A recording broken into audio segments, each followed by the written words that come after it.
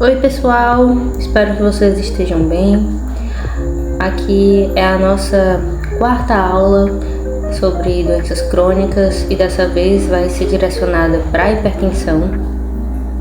E essa aula vai ser direcionada somente aos meus alunos de monitoria que irão fazer uma prova de CDP. E hoje vai ser uma aula um pouco diferente. Vai ser ministrada por mim, Jordana, e pela Beatriz, a minha colega monitora também dessa disciplina.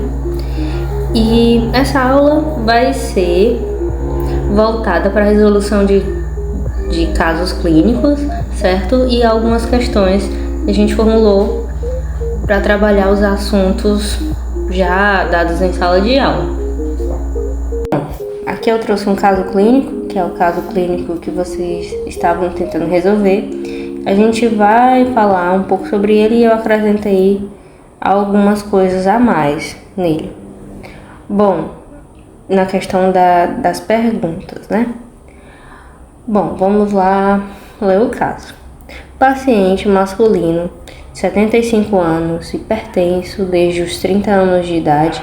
Inicialmente foi tratado com captopril 25 mg via oral em 8 em 8 horas e hidroclorotiazida 25 mg via oral uma vez ao dia, porém apresenta baixa adesão, evoluindo com piora dos níveis pressóricos, o que levou à adição de amlodipino 10 mg via oral uma vez ao dia. Na atualidade, o paciente apresenta dispneia aos mínimos esforços, ortopneia e edema de membros inferiores, sendo diagnosticado como insuficiência cardíaca congestiva, ICC.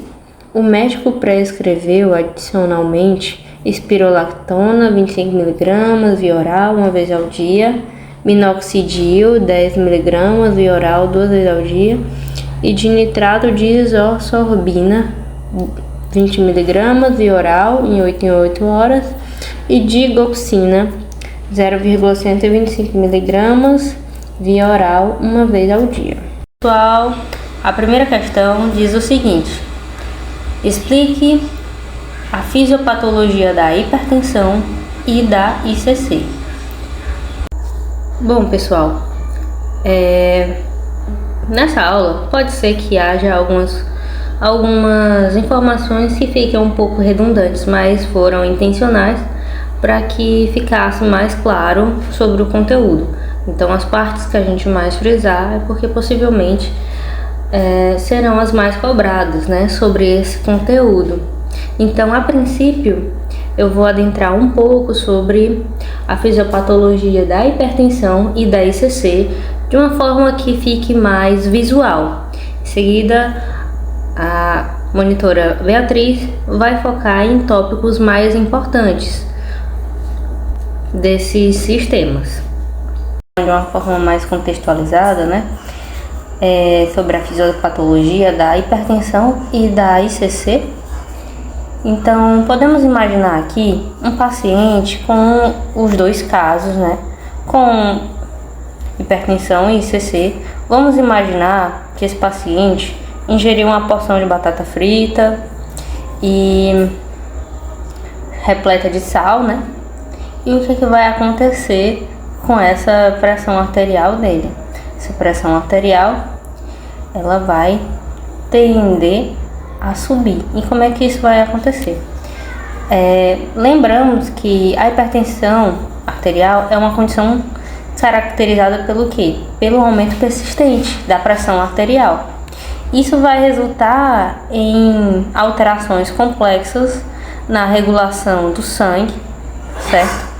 E resistência vascular. Quando há um aumento dessa pressão, no caso desse paciente que ingeriu muito sódio, o coração ele precisa exercer maior força para poder bombear esse sangue para outras partes do corpo, certo? E ele vai bombear contra uma resistência vascular aumentada, o que vai sobrecarregar, certo? Essa hemodinâmica, né?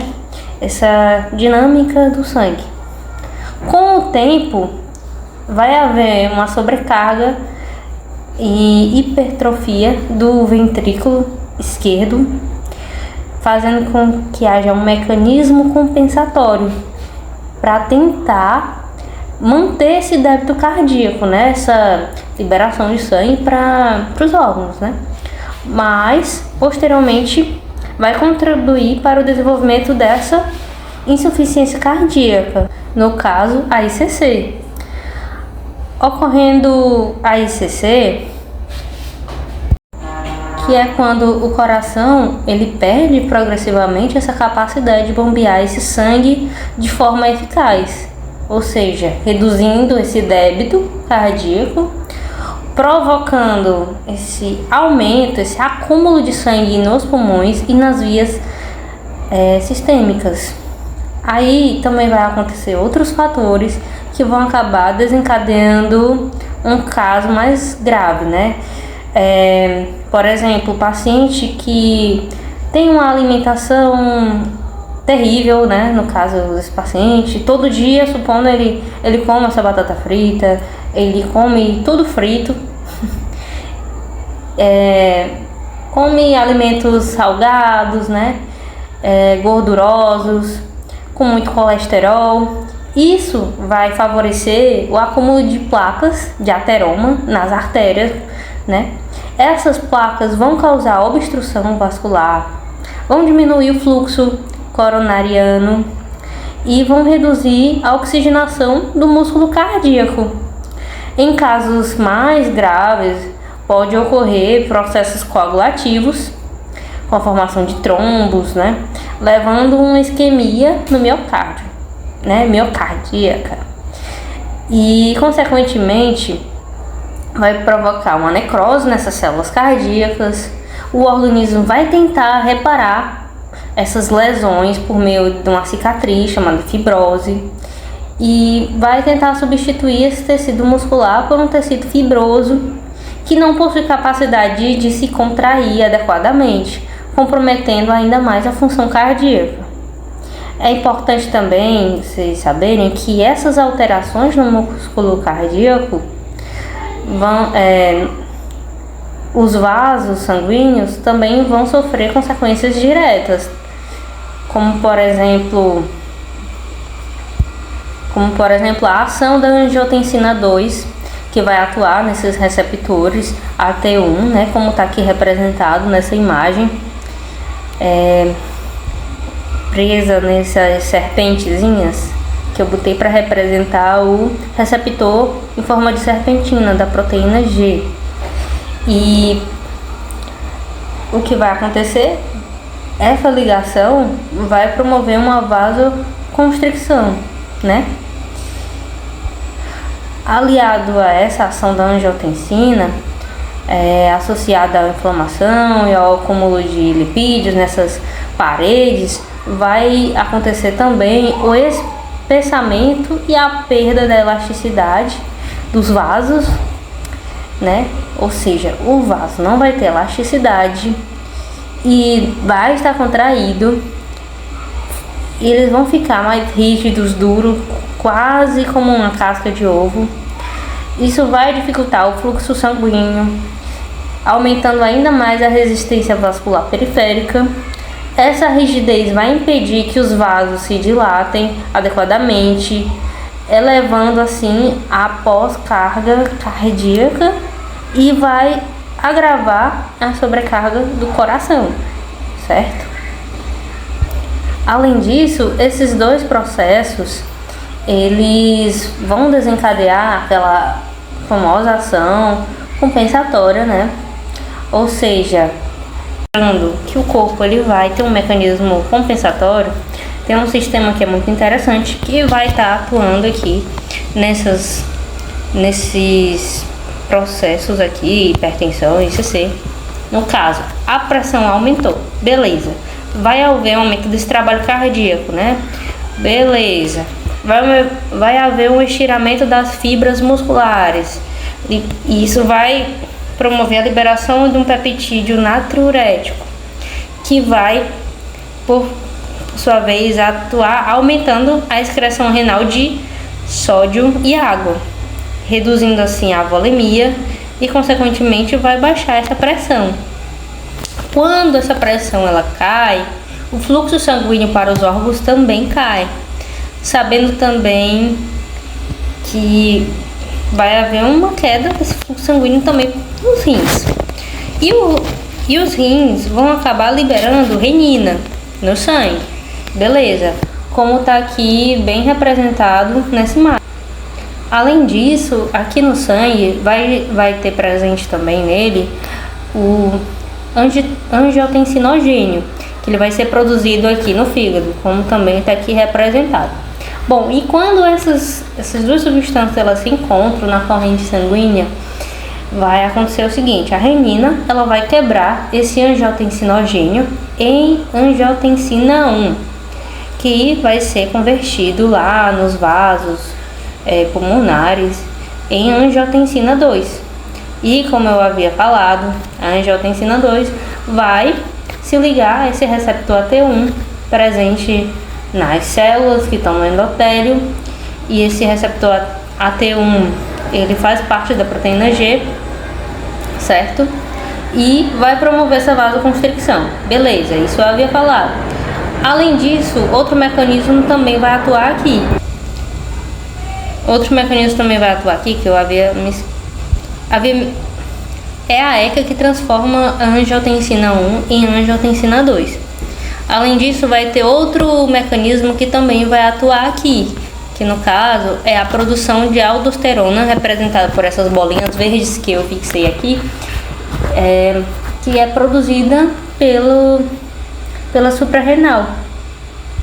E essa liberação de aldosterona vai atuar aumentando essa pressão, porque também vai promover essa vasoconstricção. E essa aldosterona também vai promover essa reabsorção de sódio e água, aumentando a pressão, aumentando a volemia. E aí, embora isso ajude temporariamente a manter a perfusão dos tecidos, o excesso de líquido, agrava em um edema e a congestão, causada nesses casos de ICC, ou seja, essa água e esse sódio que é reabsorvido vão provocar esse edema, havendo também a sobrecarga voluntária e a rigidez dos vasos cria um ciclo vicioso, certo? E o coração trabalha cada vez mais para vencer essa resistência vascular, enquanto sua estrutura continua se deteriorando. Quando há o aumento excessivo dessa pressão, o organismo tenta compensar com a liberação de peptídeos, natriuréticos, como eu havia mencionado também, que promove essa vasodilatação e excreção renal de sódio e água, reduzindo a volemia e a pressão arterial. Só que, no entanto, sempre vai acontecer esses outros mecanismos compensatórios que eu havia mencionado. E isso tudo vai desgastar mais ainda os sistemas, inclusive o do coração e o sistema vascular periférico. Além disso, pessoal, queria trazer também, fora a explicação do porquê que esse diurético ele vai ser utilizado, no caso a hidroclorotiazida, quero trazer também a função dos outros diuréticos para vocês relembrarem e tudo mais. Então, aqui nessa segunda questão, eu perguntei, quais os tipos de diuréticos e o mecanismo de ação. Bom, aqui a gente tem um néfron, e no néfron temos várias idas e voltas, várias alças, e incluímos aqui a alça de Henle, o túbulo distal, ducto coletor, e cada diurético vai atuar numa porção diferente, certo? E esses diuréticos, no caso aqui, o de primeira escolha foi o hidroclorotiazida, um tiazídico, ele foi utilizado justamente pelo sintoma do edema, no caso das regiões inferiores, porque justamente o edema é justamente ocasionado pela retenção de sódio e água, que a aldosterona é uma das responsáveis por isso. E isso, por isso que é interessante o uso desse tiazídico. Além disso, podemos mencionar que o hidroclorotiazida e os outros tiazídicos que vão atuar aqui no túbulo contorcido distal, eles vão atuar inibindo essa reabsorção de sódio e também de cloro, promovendo a eliminação moderada de água e de sal. Além disso, ele é bastante indicado, justamente como eu tinha mencionado, para situações de edema e na hipertensão arterial leve. Temos alguns efeitos adversos, como todo medicamento, temos como hipocalemia, que é a eliminação excessiva de cálcio, hiponatremia, justamente a queda de sódio no sangue, e hiperuricemia, que é o aumento do ácido úrico. Também temos a hiperglicemia e aumento do colesterol em alguns casos. E também é importante a gente mencionar que ela costuma ser usada em associação com outros antihipertensivos, como os inibidores da ECA ou bloqueadores do canal de cálcio. Outro diurético também muito interessante é a furosemida, que é um diurético de alça, que vai atuar justamente inibindo a reabsorção de sódio, cloro e potássio nessa alça aqui, que é a alça de Henle. Isso vai fazer com que a água e eletrólitos sejam eliminados na urina. Também é muito indicado em casos de edema de origem cardíaca, como no caso desse senhor, poderia ser também utilizada a furosemida. Também em casos de hipertensão resistente, insuficiência cardíaca congestiva.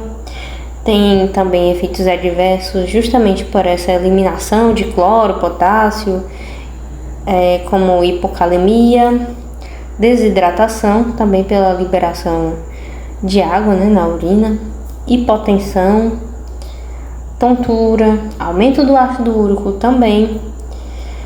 E é um diurético de ação forte e rápida também.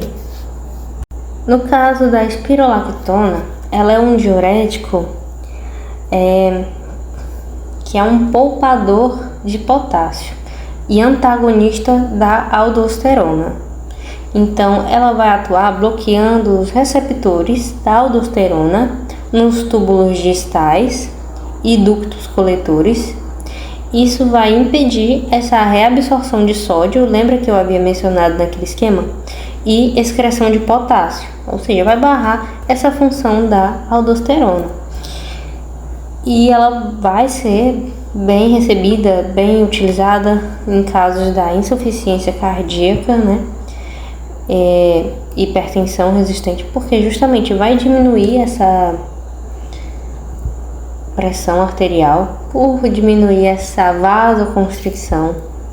Também ela vai ser utilizada em casos de cirrose hepática, com ascite, que é esse edema, e síndrome de ovários policísticos por um efeito androgênico, ou seja, diminuição da produção de testosterona.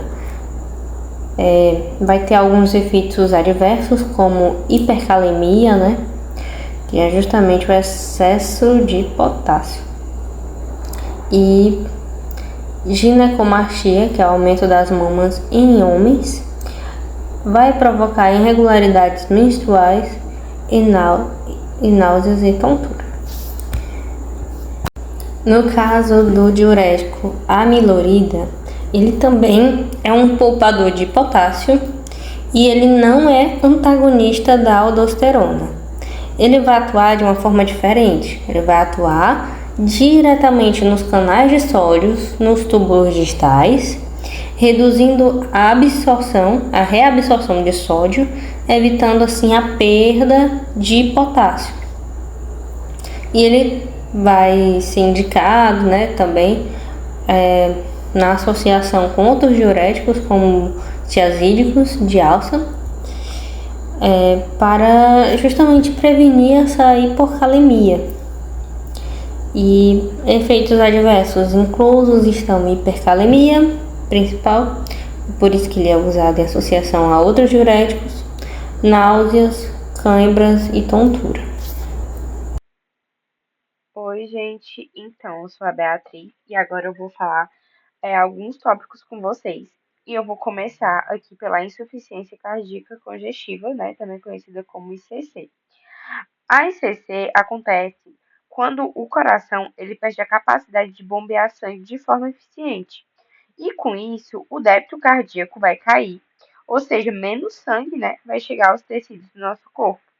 Então, quando isso acontece, o corpo ele vai tentar compensar isso ativando alguns mecanismos.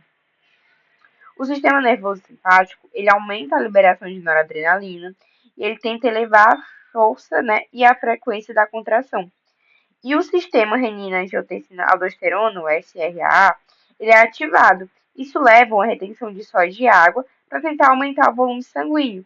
E esses mecanismos até ajudam por um tempo, mas a longo prazo eles pioram o quadro, porque aumenta a sobrecarga do coração.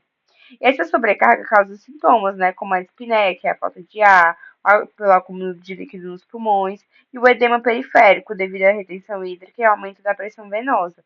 Então, assim, é um resumo bem geral sobre, mas aqui eu detalhei mais e vou mostrar para vocês, né? Como eu falei, é uma condição que o coração não consegue bombear sangue eficientemente, né, nem suficiente para suprir as necessidades do corpo e após ser causada já pela hipertensão crônica, o infarto prévio, valvopatias ou miocardiopatias. Com o tempo, o miocárdio ele sofre uma sobrecarga devido à hipertensão não controlada. E isso vai levar a uma hipertrofia ventricular e depois a falência contrátil. E vai ter a queda do débito cardíaco, né, como eu expliquei. E quando o coração bombeia menos sangue, há queda na perfusão renal e tecidual. Vamos ter a ativação dos mecanismos compensatórios, como eu falei, né, da SRA. Mas vamos por partes. O corpo ele tenta corrigir o baixo débito cardíaco ativando três principais sistemas. O sistema nervoso simpático, porque ele aumenta a liberação de noradrenalina, o que eleva a frequência cardíaca, né, a taquicardia, que nesse caso era como se fosse uma taquicardia, não vou dizer benéfica, porque taquicardia não é benéfico, mas ele está tentando dar o melhor dele, né? Vai causar a vasoconstrição, aumento da pós-carga, né, resistência ao bombeamento, que a curto prazo ajuda, como eu falei, né, não é benéfico, mas a curto prazo ela vai ajudar, só que a longo prazo vai piorar a disfunção cardíaca, porque aumenta o consumo do oxigênio e o desgaste do miocárdio. Aí também vamos ativar o sistema renina-angiotensina-aldosterona, porque ele reduz a perfusão renal e ativa a liberação de renina, e com isso forma-se a angiotensina 2, que causa vasoconstrição, estimula a aldosterona e promove a retenção do sódio e água. Resultado: aumento do volume sanguíneo, o que leva à congestão pulmonar e edema. Vamos ter também a liberação de ADH, que é o hormônio antidiurético, que favorece a reabsorção de água nos túbulos renais e contribui para a hipervolemia. As manifestações clínicas do ICC, né? Como eu disse no começo, a dispneia, que é acúmulo de líquido nos pulmões, prejudica a troca gasosa. A ortopneia, que é a piora da espineia quando deitado, que prejudica na redistribuição do sangue. O edema de membros inferiores, aumento da pressão venosa e extravasamento de líquido para o interstício. Fadiga e intolerância a esforço devido à má perfusão muscular. Ou seja, o corpo tenta compensar a falência cardíaca, mas esses mecanismos acabam piorando a congestão e sobrecarga cardíaca. Agora vamos falar sobre o mecanismo de ação dos medicamentos prescritos naquele caso, né? Que a gente colocou no começo do slide, quando o paciente tinha os 30 anos, que seria o captopril, hidroclorotiazida e amlodipina. Com o tempo, né, levou à adição do amlodipina.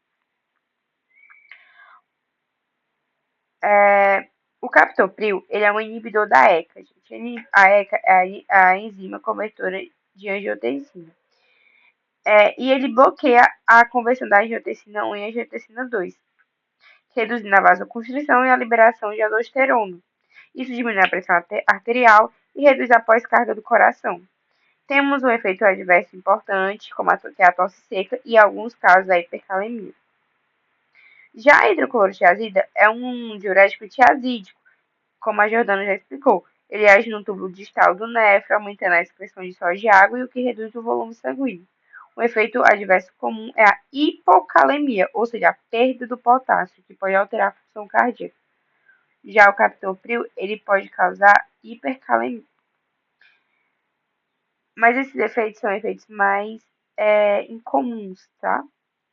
E o amlodipino é um bloqueador do canal de cálcio. Ele vasodilata artérias, diminuindo a resistência periférica. E os efeitos adversos é edema, cefaleia e rubor facial. Qual o principal objetivo da inclusão da espironolactona nesse esquema terapêutico? Gente, a espironolactona é um diurético poupador de potássio, antagonista da aldosterona. Ele bloqueia os receptores de aldosterona no tubo coletor renal, diminui a reabsorção de sódio e água e impede a perda de potássio. Os benefícios na ECC é porque ele vai reduzir o edema e a congestão, vai diminuir o remodelamento e fibrose miocárdica. A aldosterona estimula esse processo, né? Então ele vai bloquear os receptores de aldosterona, então esses efeitos não irão acontecer. Reduz mortalidade de pacientes com ICC avançada. Os efeitos adversos, a hipercalemia, ginecomastia e irregularidades menstruais em pacientes mulheres, que não seria o caso, né, que a gente está tratando. Por que preferido em vez da furosemida? No caso, vocês podem ver que ele teve acréscimo da digoxina. E a digoxina, ela tem uma forte interação com a furosemida, que é um diurético de alça, que pode causar hipocalemia, o que aumenta o risco de arritmias com a digoxina por conta da hipocalemia, porque elas vão disputar esse potássio. Já a espironolactona, ela poupa o potássio, então ela reduz esse risco, por isso é mais segura na ICC crônica. Aqui temos para identificar o mecanismo de ação da digoxina e justificar o seu uso no presente caso. O mecanismo é o seguinte: a digoxina é um glicosídeo cardíaco que atua inibindo a bomba de sódio e potássio ATPase. Isso aumenta o cálcio intracelular nas células cardíacas e vai melhorar a força de contração do coração. É um efeito inotrópico positivo, ou seja, ela vai ajudar o coração a bombear melhor o sangue, reduzindo sintomas como fadiga e espinéia. No entanto, ela é uma droga de janela terapêutica estreita. Ela tem pequenas variações na dose por conta da autotoxicidade, então ela pode causar arritmias, náuseas, visão borrada. Então, também tem a interação com a furosemida. Não é comum você ver uma prescrição com furosemida. É muito mais usado em hospitais, em emergências, tá? Mas tem que atentar ao risco e benefício assim, do paciente, porque é bem tóxico mesmo. Porque o médico prescreveu de nitrato de isosorbida. É uma classe de nitrato orgânico, ele é um vasodilatador venoso pertencendo aos grupos dos nitratos. Ele é convertido, gente, em óxido nítrico. E o óxido nítrico ele relaxa o músculo liso vascular. Isso causa redução da pré-carga, ou seja, tem menos retorno de sangue ao coração, facilitando o trabalho cardíaco e reduzindo sintomas como falta de ar e congestão. Então, é muito usado em pacientes com ICC associado a dispneia de esforço. Então, ela efeito, né? Vasodilatação venosa predominante, diminuindo o retorno venoso, reduzindo a pressão capilar pulmonar, melhora da dispneia, e em doses mais altas também causa vasodilatação arterial, diminuindo a pós-carga, como eu falei. Aqui eu vou comentar rapidamente sobre a fisiopatologia da hipertensão arterial sistêmica, que ela é um aumento persistente da pressão arterial, maior ou igual a 14/9, resultado de alterações hemodinâmicas e hormonais. Ela é multifatorial, então envolve também o aumento da resistência vascular periférica, retenção de sódio, hiperatividade simpática e alterações endoteliais, Com o tempo, o coração precisa fazer mais força para bombear o sangue contra essa resistência, o que leva à hipertrofia do ventrículo e, eventualmente, à insuficiência cardíaca. Por isso, o controle da pressão, gente, é muito rigoroso, é essencial para prevenir a progressão. E os mecanismos fisiopatológicos, aí que vai ter a ativação do sistema renina-angiotensina-aldosterona. A angiotensina 2, ela causa uma vasoconstrição intensa e a aldosterona retém sódio de água, aumentando o volume sanguíneo, resultado aumento da pré e pós-carga.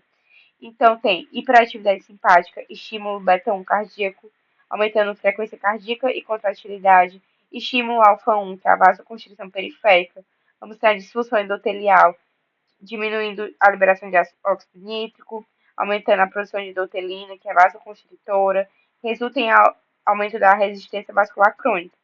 Alterações renais, né? Defeitos na excreção de sódio, maior volume extracelular elevado, né? Então, maior débito. E para finalizar, eu quero comentar um pouco mais com vocês sobre o sistema renina-angiotensina-aldosterona, gente. Ele é muito importante, porque ele é essencial no controle dessa pressão arterial. Não tem como a gente falar da hipertensão arterial sistêmica e não falar dele. Então, esse sistema hormonal é ativado, né, quando o corpo precisa elevar a pressão arterial, reter líquido e sódio. Então, vamos ter alguns fatores desencadeantes, que é a queda da pressão arterial por hemorragia, desidratação, hipovolemia, que é o baixo volume de sangue, hiponatremia, que é a baixa concentração de sódio no sangue, ou estímulo simpático, que é via receptores beta-1. Então, passo a passo da liberação, né, desse sistema é com a liberação de renina pelos rins. Gente, a renina são células. Ela não é um hormônio, ela é uma enzima. E as células justaglomerulares do rim, elas detectam a pressão baixa ou o sódio baixo. E elas vão liberar a renina. Quando elas liberar a renina, vamos ter uma conversão de angiotensinogênio em angiotensina 1. Porque o fígado produz angiotensinogênio que ele está inativo. E a renina vai converter ele em angiotensina 1, mas ainda continua inativo. E aí nós vamos ter a conversão em angiotensina 2, que é a formativa. E aí vamos ter a ECA, que é a enzima convertora de angiotensina, principalmente no pulmão. Então ela transforma a angiotensina 1 em angiotensina 2, que é a formativa. Quais são as ações da angiotensina 2? Vasoconstrição intensa, e com isso vai aumentar a resistência vascular periférica, elevando a pressão arterial rapidamente. Ela vai estimular a secreção de aldosterona. Então, a aldosterona age nos túbulos distais dos rins, promovendo a reabsorção de sódio de água e a excreção de potássio. Isso aumenta a volemia e indiretamente a pressão arterial. Estimula a liberação de ADH, que é a vasopressina, aumenta a reabsorção de água nos túbulos coletores e eleva ainda mais o volume sanguíneo. E ativa o sistema nervoso simpático, reforça os efeitos da vasoconstrição e aumenta a frequência cardíaca. Então, o resultado final do sistema renina-angiotensina-aldosterona é aumento da pressão arterial, aumento da volemia, retenção do sódio de água. E nós temos 3 classes de medicamentos para tratar, que é a IECA, que são os inibidores da ECA, né, como captopril e enalapril. Os BRAS, que são os bloqueadores dos receptores de angiotensina 2, que é o losartano, a valsartano. E temos antagonistas da aldosterona, que são os diuréticos poupadores de potássio, como a espironolactona, certo? As próximas partes da Jordana vai falar aqui, e qualquer dúvida, vocês sabem que podem perguntar pra gente a qualquer momento. Bom, pessoal, aqui nessa 8ª questão, temos o caso do senhor Carlos, com 70 anos, portador de insuficiência cardíaca, com fração de ejeção reduzida por uso crônico de digoxina para o controle dos sintomas. Após um episódio de descompensação, foi iniciado o uso de furosemida para o controle do edema. Alguns dias depois, apresenta náuseas, tontura e arritmias ventriculares determinadas por monitor cardíaco. Então, considerando a interação medicamentosa entre furosemida e digoxina, descreva o principal mecanismo molecular que explica o quadro clínico apresentado. Bom, vamos tentar responder essa 8ª questão de uma forma também mais resumida e contextualizada. Bom, ao longo do vídeo vocês puderam saber um pouco mais sobre a ação da furosemida, explicada pela Beatriz, e a gente entendeu que a furosemida é um diurético muito potente que atua lá no ramo ascendente da alça de Henle, inibindo o cotransportador de sódio e potássio e cloro, né? Essa inibição vai impedir a reabsorção desses íons, aumentando sua excreção na urina e promovendo uma diurese intensa, o que reduz o volume extracelular e o edema, beleza? Já a digoxina é um glicosídeo cardiotônico que atua inibindo a bomba de sódio e potássio, ATPase, nas células cardíacas. Essa inibição vai aumentar o cálcio intracelular, o que potencializa a contratilidade do miocárdio, efeito inotrópico positivo, ou seja, lembrar, cálcio ele vai sendo toda essa contratilidade. No entanto, quando a furosemida e a digoxina elas são administradas juntas, ocorre um pequeno problema clínico, né? No caso, a furosemida ela vai aumentar essa eliminação de potássio, causando hipocalemia. Beleza, temos menos potássio e vai haver uma redução, né, sérica desse potássio, que vai fazer com que haja uma maior ligação da digoxina com a bomba de sódio, potássio, ATPase. Então ela vai de uma forma compensatória atuar lá. Isso vai prolongar o seu efeito e aumentar a sua toxicidade. Essa intoxicação, né, vai levar a manifestações como náuseas, tontura, arritmias ventriculares e exatamente o quadro clínico desse paciente, o senhor Carlos. Pessoal, agora vamos para a nona questão, que é outro caso clínico bem interessante também. Aqui temos o caso do senhor João, com 58 anos, hipertenso e com histórico de doença arterial coronariana. Utilizou sildenafil, Viagra, para a disfunção erétil.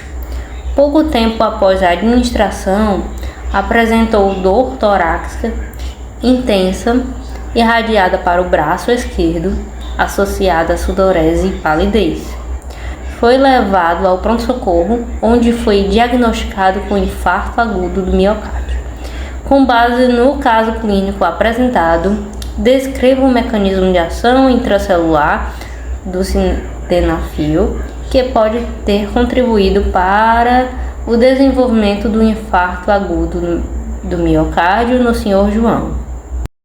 Bom, pessoal, respondendo essa nona pergunta de uma forma mais contextualizada e completa, né?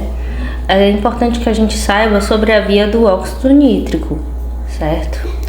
Que é um importante mecanismo de vasodilatação, que é responsável por esse relaxamento do músculo liso vascular e, consequentemente, pela redução da pressão arterial.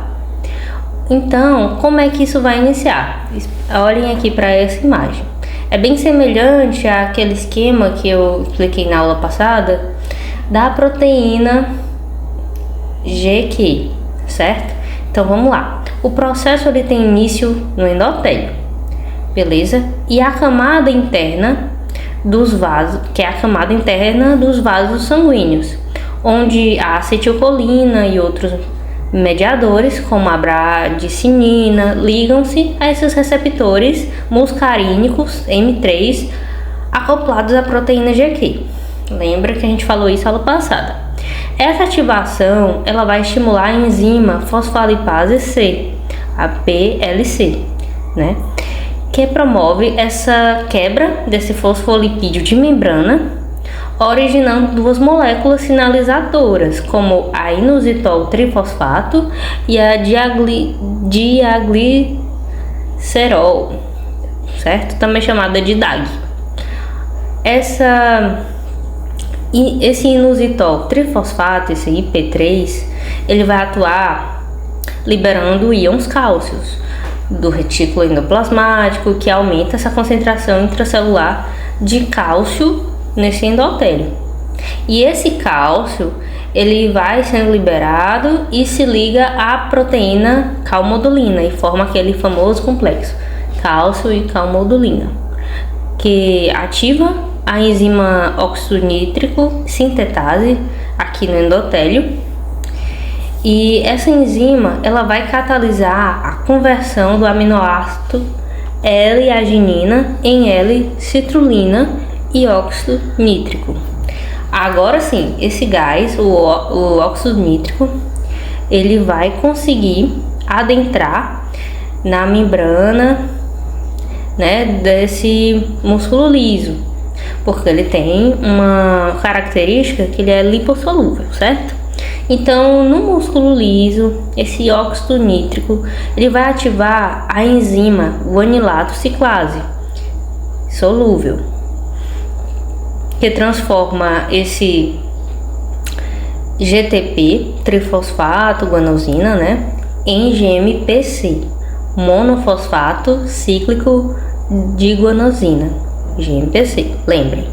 Então, esse GMPC que eu falei depois, né, segundo, ele vai atuar como um segundo mensageiro, ativando a proteína quinase dependente de GMPC, certo? Vamos chamar elas de PKG. A PKG, por sua vez, ela vai promover o fechamento dos canais de cálcio, ou seja, não vamos ter contração, que é promovida por esse íon, pelo íon cálcio, o que vai impedir a fosforilação, ou seja, essa doação de fósforo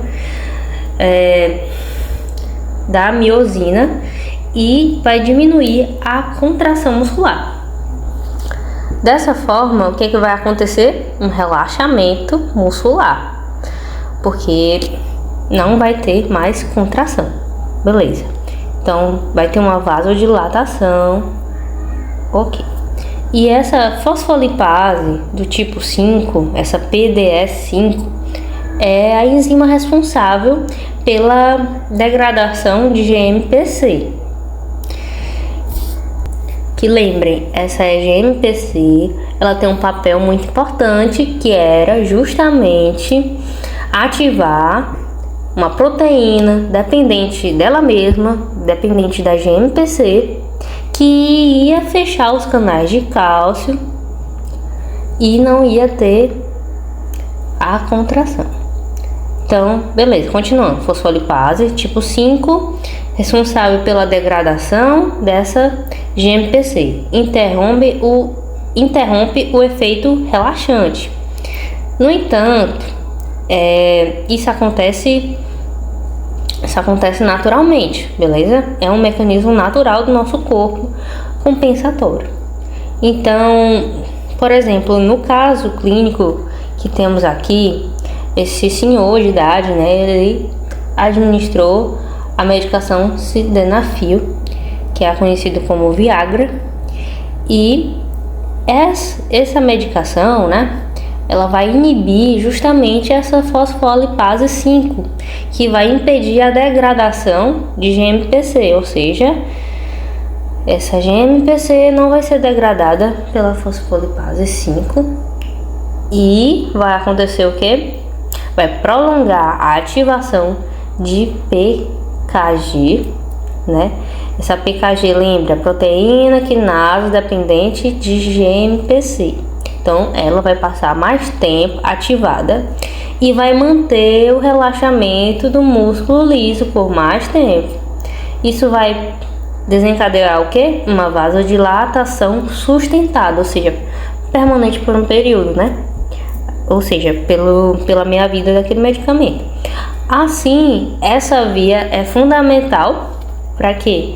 Para o controle do tônus vascular e também é explorado por essas terapias, né?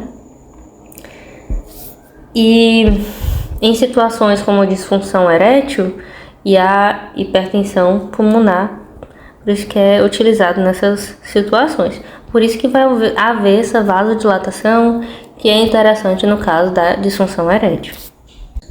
Só que no caso de pacientes com esse coração enfraquecido ou artérias coronárias obstruídas, né?